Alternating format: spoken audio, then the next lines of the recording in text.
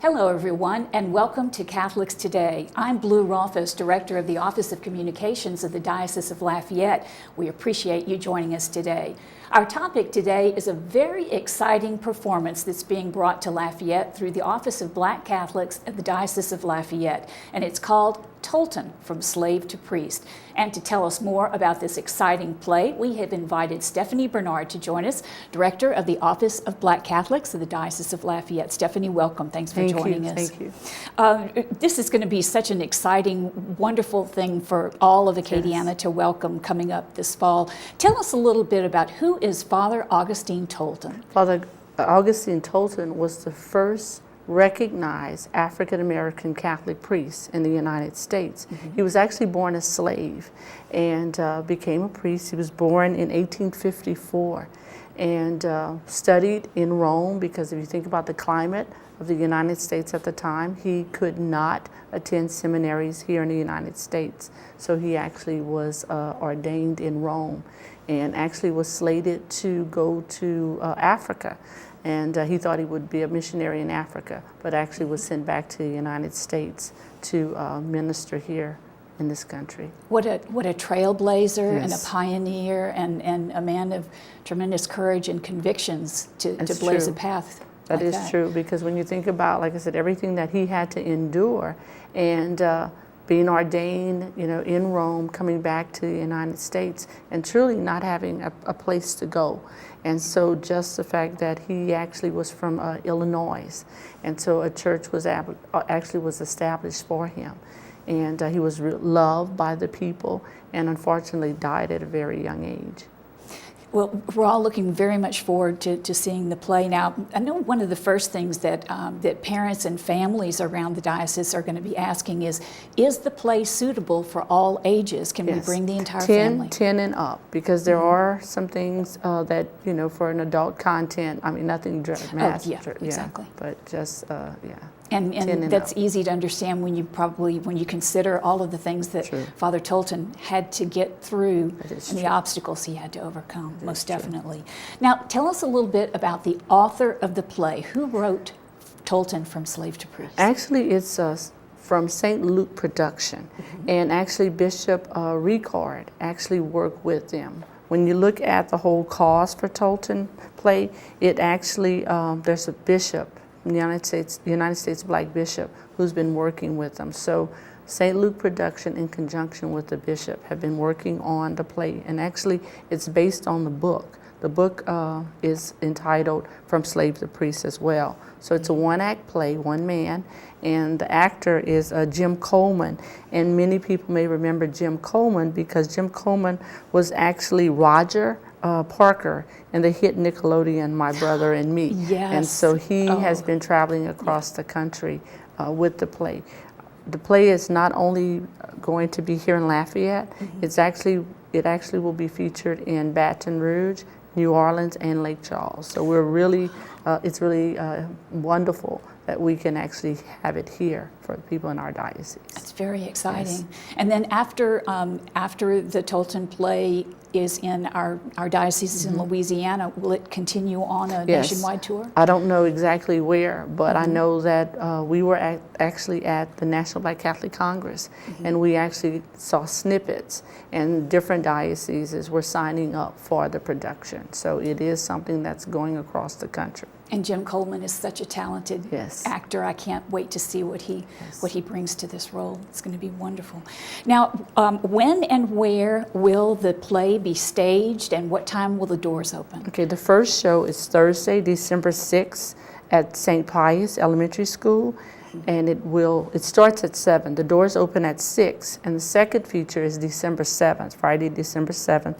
So it's at St. Pius the 10th Elementary School, 205 East Bayou Parkway, and admission is $25. Okay, and how do we go about buying our tickets? Well, actually, you can purchase the tickets online. We do have access to online purchase, and people could just go to the diocesan website, www.diolaf.org, and it's actually featured under the Centennial Celebration, and also they can call the office and we have tickets.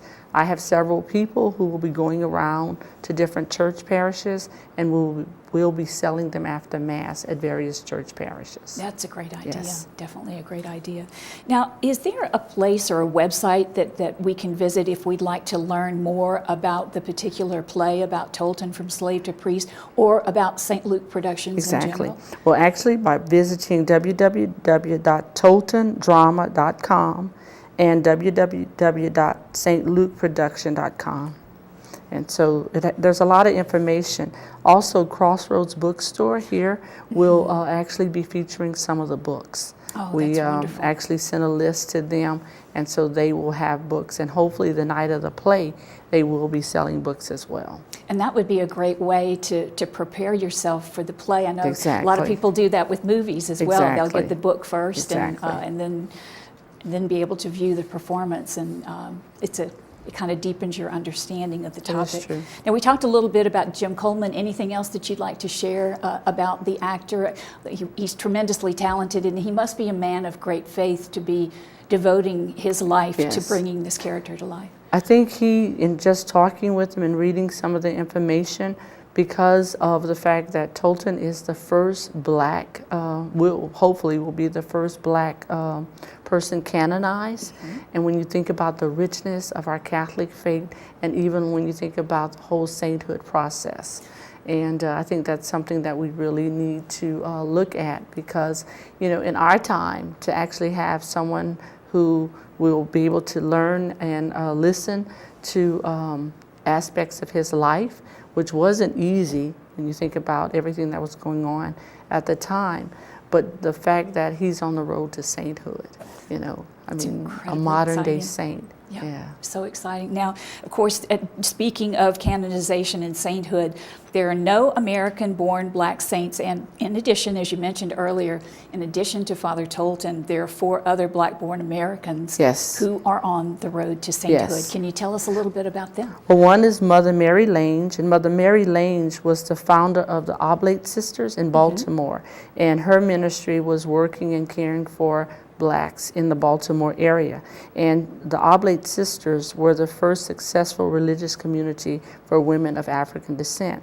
In addition to Mother Mary Lange, we have Pierre Toussaint, and a lot of people are familiar with Pierre Toussaint. Pierre Toussaint is actually venerable at this moment. He was born into slavery in Haiti, so he's not American born, but he's on the road to be canonized as well. And Toussaint was a free man, a successful businessman and philanthropist in the New York City area. In addition to that, we have Julia Greeley. And Julie Greeley, very interesting story, I actually was reading about her. And Julia Greeley was a very poor woman. But she was the type that, although she was poor and was in need of charity, she did a lot of charitable works for the people. She is actually from the Denver area. She too was born into slavery in Hannibal, Missouri, sometime between 1833 and 1848. And she would enter the church and every month and every day just about visit on foot, walking around to the different fire stations and different communities, getting goods, food and clothing for people, Catholic and non-Catholic, who were in need. And the other who is no stranger to our area is Mother Henriette DeLille. Mother Henriette DeLille was the founder of the Holy Family Sisters, and I think everyone is familiar with the Holy Family Sisters, because when you think about Holy Family School, Immaculate Heart of Mary, even Holy Ghost in Opelousas, the Holy Ghost Sisters were the educators, in our Catholic schools. So Mother Henriette DeLille, she's actually venerable as well, and she was a free woman of color from New Orleans and founded the Sisters of the Holy Family, and again ministered to the slaves, and again was very active in this area. So there's some that we can identify with. I mean, we have people out there who are educated, with and by the Holy Family Sisters. So we're excited. In addition to these 5, there's also another person who a cause will probably be open, because in Mississippi this year, I think in February of 2018, there was a move to start looking into the life of Sister Thea Bowman. And Sister Thea Bowman was a noted theologian who actually came to this area. I actually had the privilege of driving Sister Thea Bowman around when she actually came to a workshop. She, so actually some of us actually attended her funeral. But Sister Thea Bowman was a young woman who was struck with cancer, but was very, I could say she was a teacher preacher. And so there's a movement to open the door for her road to canonization. And we're excited because, you know, in our church history, we have a lot of African saints, but we don't have any that are American Black saints. And that's why it's really important that when we look at the lives of these wonderful people and look how they contribute to and built up the church in the United States in some facet. It is exciting. It's going to be exciting to watch the process unfold. It is. Now, we understand also that there is a connection to another American-born saint who's very well known in the field of education, and that's Mother Katharine Drexel. Yes. Father Tolton actually had a relationship with Katharine Drexel. He actually petitioned Katharine Drexel when he was in Illinois. She actually gave a sum of money, and I want to say it was like $30,000 to contribute to the education of people in the Quincy and Chicago area. And as you know, when we look around our diocese, Katharine Drexel put her stamp on Assumption and Karen Crow. I don't want to misname, but I think probably like churches in all around the diocese. I say safe to say that. So a lot of excitement is brewing, and the 5 that are on the road, they're in different stages. As like we have Servant of God, like Mother Mary Lange and Augustine Tolton, are servants, and that's the first process. Because of course you know that there's a whole step, because the first step is having them declared servant of God, where basically a cause, people have studied their life and looked at everything that they've done, and then they've been deemed servants of God. The next step is venerable, and that's where the Sacred Congregation for Causes evaluate and approve the candidate, and then they're declared venerable. So Henriette DeLille has been known as venerable, and Pierre Toussaint. So they're a little bit ahead of Augustine Tolton and the rest. Yeah, on the road. And so then, you know, we look forward to, because apparently with Augustine Tolton, that just this past year, some things were presented to the Congregation of Sacred Causes of Saints. And so he will probably, maybe by the end of this year or next year, probably be moved up to bless, because I think there's already miracles, 2 miracles, because as you know, miracles are part of the process for the canonization. So so hopefully within the next few years or so, we'll see some movement. And you know, we've been talking a lot about canonization lately, because recently Pope Paul VI, Blessed Oscar Romero, were named saints. So sometimes it appears on the outside that canonization is kind of an open and shut case, but it's far from that. It's a long process. It's a lot of steps, and as you mentioned, 2 miracles. Can you tell us anything else about the process of canonization you think our viewers would be interested in? I think the whole thing too, that after one more miracle, say there's 2, the Pope will canonize the saint, and that's where the person, his whole life or her whole life, you know, is that the person lived a holy life. We believe that the person is in heaven, and that the person deserves to be honored by the universal church, because although it's they're Black-born saints, they're saints for everyone, because when you look at the impact that they made on the lives of people, it wasn't just for one community. It was the betterment of all lives, betterment of the church, because they lived a Christian and holy life, which we all should exemplify. I think even when we look at Augustine Tolton and we think about everything that he went through and endured, but he wanted to be a priest. You know, that going through slavery, because even when you think about his life, that his mother, you know, after her husband joined, and he fought for the Civil War, and during that time that the mother took her children and tried to escape to a better place, which she actually, you know, the story goes that a lot of people helped her as she journeyed and hid her children to give them a better life. And then even after the Civil War, having, you know, picking up and everything, the war that divided the country, that there was a love for the church and a love for God. And that even with Augustine, because I can't imagine enduring so much, but wanting to serve the church. And so then you have the whole thing about reconciliation, you know, the love of the Eucharist, you know, and everything that he held dear.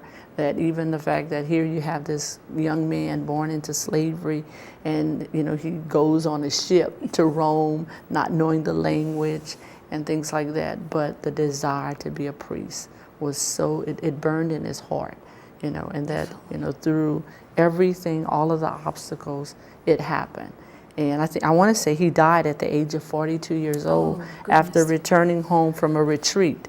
It said that I think that he collapsed in the middle of the street on a hot day. So young. Yeah, Only but again, 42 years old. So when you, I said, just his life. And I was just awestruck by everything that he endured. And then even when you look at the lives of all of the others, Pierre Toussaint and all of them, that they gave of themselves to people. And when you think about, you know, what's lacking in the world today, it's that selfless love to give of ourselves. Yeah. What does it mean, you know, to do that? So I think that that's something that I'm really, and I'm hoping that people take time about from their busy lives to just come and celebrate and learn about who he was and what he gave to the church.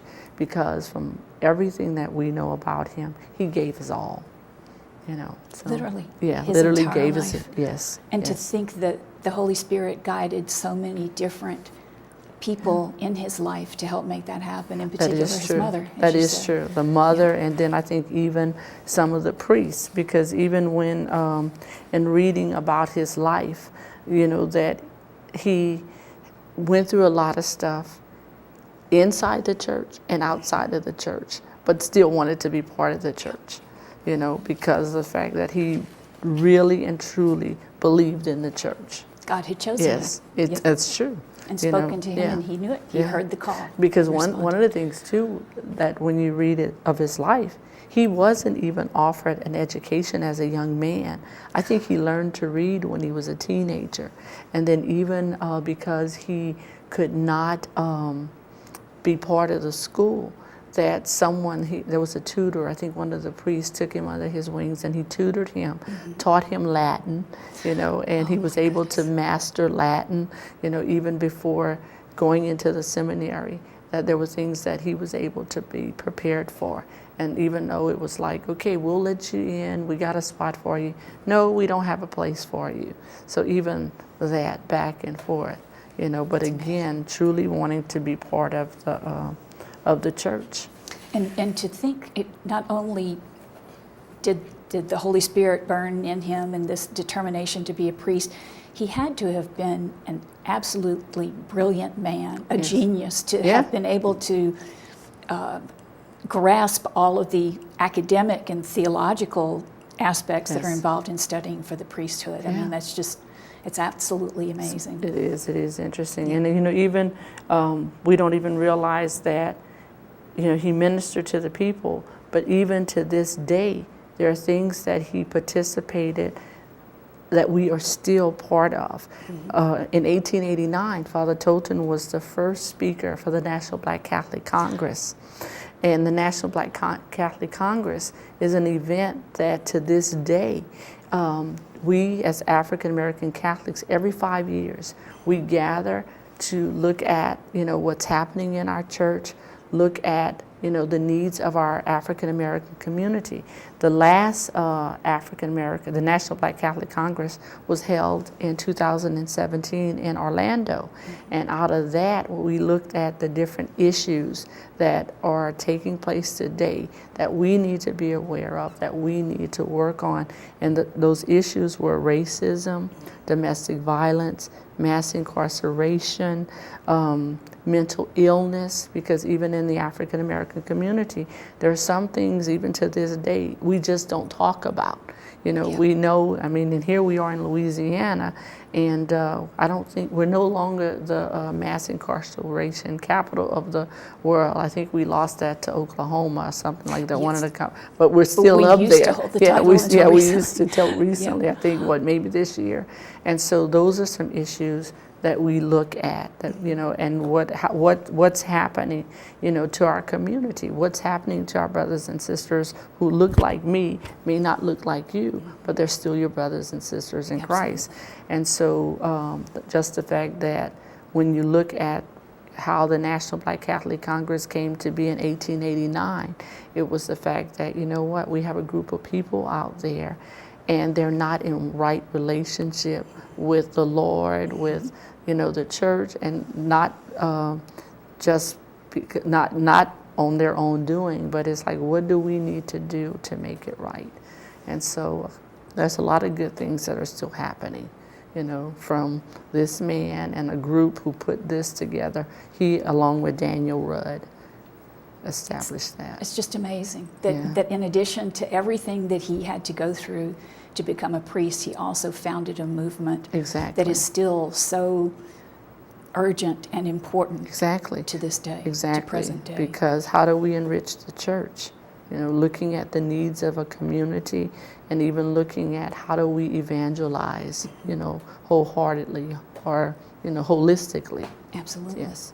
Now, November, Stephanie, is National Black Catholics Month. And now, why is it so important that our young people, not only our Catholic young people, but young people throughout our communities, why is it so important that they know not only African American history, but also the important African American history in the Catholic Church, and the major role that Black Catholics have played in building and strengthening our church? Sadly, the story hasn't been told.